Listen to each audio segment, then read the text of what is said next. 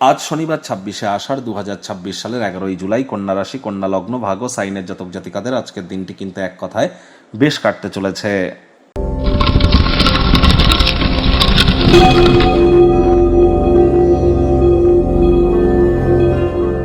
ভিডিওটির শুরুতেই স্ক্রিনে আপনারা দেখতে পাচ্ছেন শুক্র গ্রহের বীজ মন্ত্র ওম দ্রাং দ্রিং দ্রৌং স শুক্রায় নমঃ।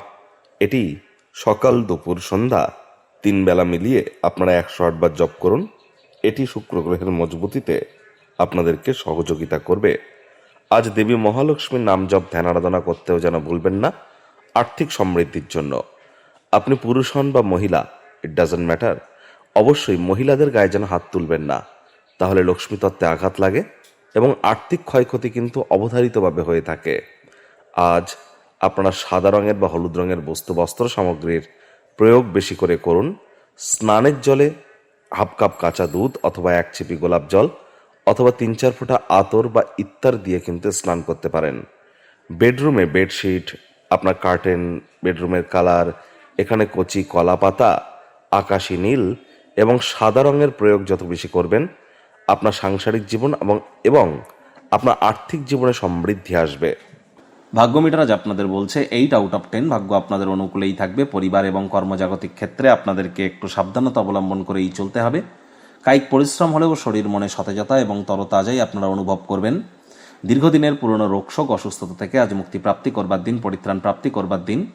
আজ আয় ইনকাম আপনাদের বাড়তে চলেছে, তবে আধ্যাত্মিক বা সামাজিক কোনো কর্মকাণ্ডে কিছু অর্থ আপনাদেরকে ব্যয় করতে হতে পারে, যার কারণে খরচ বাড়লেও মানসিক প্রশান্তি কিন্তু আপনারা প্রাপ্তি করবেন।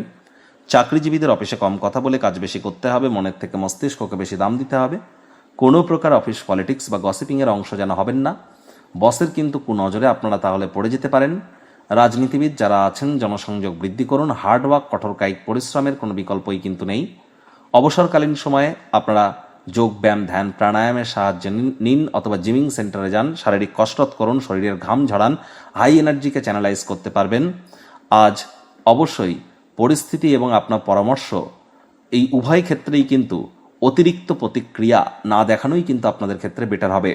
শিক্ষার্থী বিদ্যার্থীরা যে কোনো প্রকার পরীক্ষা প্রতিযোগিতায় সফলতা প্রাপ্তি করবেন উচ্চশিক্ষার জন্য। যারা বিদেশ যাত্রার কথা ভাবছিলেন, ভাগ্যদেবীও আজ আপনাদের পক্ষেই আছেন। সন্তান সন্ততি থেকে থাকলে তারাও তাদের কৃতিত্বের দ্বারা আপনাদেরকে গর্বিত অনুভব করাবে। হাউস ওয়াইফদের জন্য দিনটি এক প্রকার বেশ।